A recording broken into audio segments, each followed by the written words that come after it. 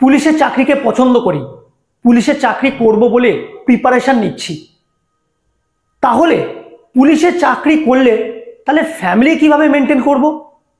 তাহলে ফ্যামিলি ছেড়ে কি দিনের পর দিন বাইরে থাকতে হবে চাকরি করার জন্য?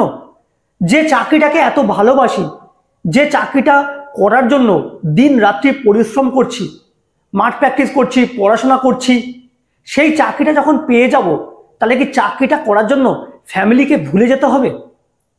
না, একদমই নয়। পুলিশের চাকরি না ফ্যামিলি, নাকি দুটোই? হ্যাঁ, অবশ্যই দুটোই।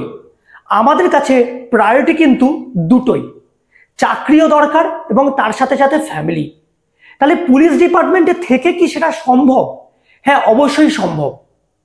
আজকে আমাদের সিনিয়র যারা ডিপার্টমেন্টে চাকরি করছে অনেকেই বিভিন্ন অভিজ্ঞ পণ্ডিতের মতো বলে যে পুলিশের চাকরি করলে বাড়ি ভুলে যেতে হবে। তোমরাও যারা পুলিশের চাকরির জন্য চেষ্টা করছো বা সবে সবে যারা ডিপার্টমেন্টে ঢুকেছো, বিশেষ করে যারা সবে মাত্র ডিপার্টমেন্টে ঢুকেছো, 6 মাস, 1 বছর, 1.5 বছর, 2 বছর যারা চাকরি করছো, যারা ব্যাটালিয়ানে আছো, হয়তো চাকরির শুরুতে ব্যাটালিয়ানে যারা আছো, হয়তো তোমরা 15 দিন বা মাসে হয়তো তোমরা 2 দিন 2 বার বাড়ি যেতে পারো। এটা তোমাদের চাকরির শুরু। অসুবিধাটা কিন্তু চাকরির শুরুতে হয় না, অসুবিধা কখনো চাকরির শুরুতে হয় না।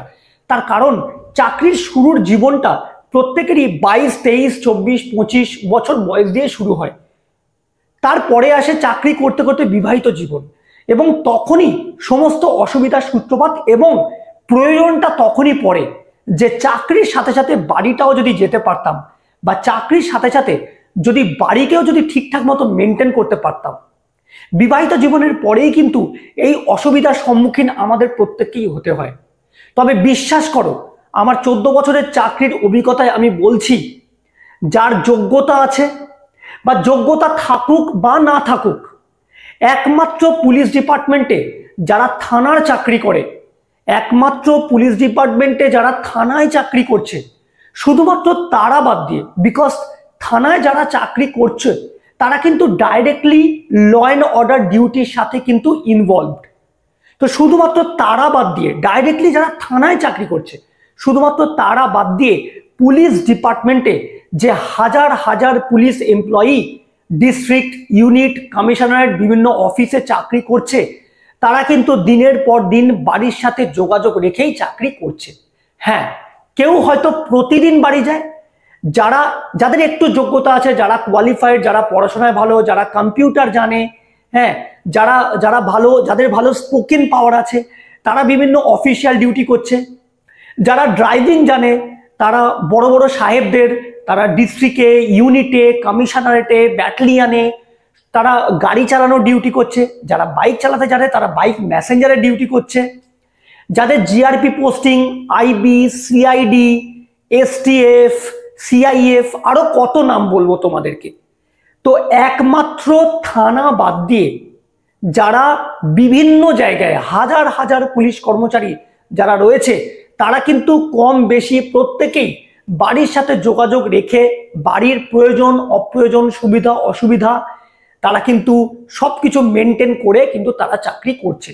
যদি না সেটা হতো, তোমরা একবার ভেবে দেখো যে তোমাদেরকে যারা বলে যে পুলিশ ডিপার্টমেন্টে চাকরি করতে যাবি, চাকরি করা মানে ফ্যামিলি ভুলে থাকতে হবে, যারা তোমাদেরকে এগুলো বলে তারা কিন্তু তোমাদেরকে মিসগাইড করে।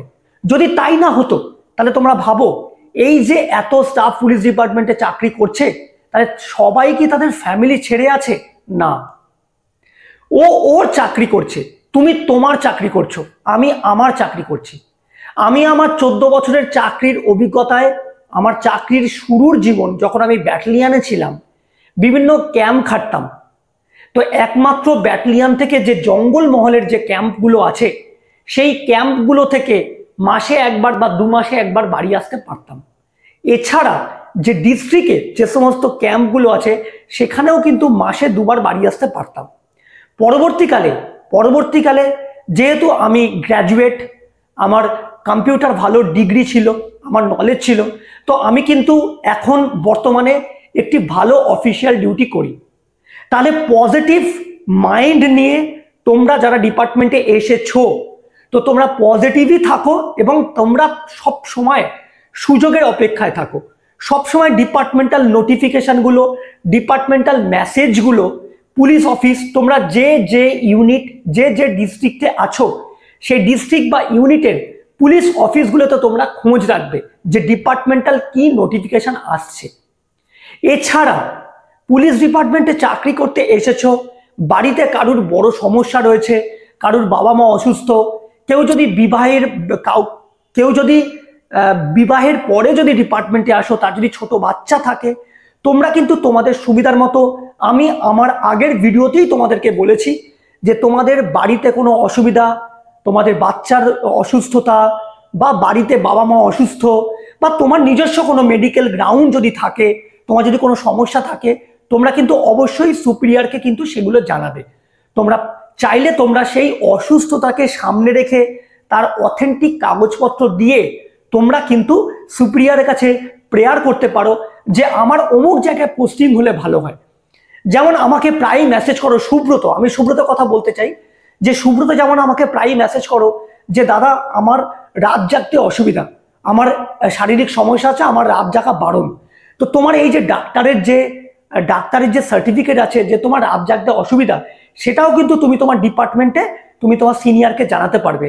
তো তোমার সিনিয়র কিন্তু, তুমি সিনিয়রের কাছে যদি প্রেয়ার করো যে আমার অমুক জায়গায় পোস্টিং হলে আমাকে রাত জাগতে হবে না, আমি গভর্নমেন্ট ডিউটিও করতে পারবো, আবার আমি আমার শরীরের খেয়ালও রাখতে পারবো। তো ডিপার্টমেন্টের 99% সুপিরিয়ররা কিন্তু এই সমস্ত অসুবিধাগুলোর মান্যতা দেয়। তো এইরকম বিভিন্ন কথা আমি তোমাদের সাথে আগামী আমার ভিডিওর মাধ্যমে তোমাদের সাথে শেয়ার করব। তো তোমরা কিন্তু অবশ্যই আমার এই চ্যানেলটাকে ফলো করবে, সাবস্ক্রাইব করবে, যারা নতুন সাবস্ক্রাইব করবে। আর আজকের এই ভিডিওটা কিন্তু আমি তোমাদেরকে তন্ময়ের কথা মতো এই ভিডিওটা বানালাম। তন্ময় জানতে চেয়েছিলে যে দাদা পুলিশ ডিপার্টমেন্টে চাকরি করলে বাড়ির সাথে যোগাযোগ রাখতে পারবো কিনা। অবশ্যই রাখতে পারবে, ডিমোটিভেট হবে না। তোমার চাকরি তুমি করবে। কে কিভাবে চাকরি করছে, কে থানায় চাকরি করছে, কে 50 দিন 60 দিন 2 মাস হয়ে গেছে সে বাড়ি আসতে পারিনি, সে তার চাকরি সে করছে। তুমি তোমার যোগ্যতা অনুযায়ী তোমার চাকরি তুমি করবে। ডিপার্টমেন্টে তোমার জন্য নিশ্চয়ই আলাদা জায়গা আছে তোমার যোগ্যতা অনুযায়ী। শুধু তোমাকে তোমার যোগ্যতা অনুযায়ী জায়গা খুঁজে নিতে হবে। আর বেশি কিছু বললাম না। আশা করি তোমাদের ভিডিওটা ভালো লাগবে এবং তোমরা যা কিছু জানতে চাইবে আমাকে অবশ্যই ভিডিওতে কমেন্ট করে জানাবে। আমি তোমাদের কমেন্টের উপর ভিডিও বানাবো। চ্যানেলে অবশ্যই যারা নতুন তারা পুলিশ ডিপার্টমেন্টের সম্বন্ধে আরো বিস্তারিত জানতে আমার চ্যানেলটাকে অবশ্যই সাবস্ক্রাইব করবে এবং আমাকে কিন্তু কমেন্টে জানাবে। পরের ভিডিওতে তোমাদের সাথে আবার দেখা হবে। নমস্কার, জয় হিন্দ।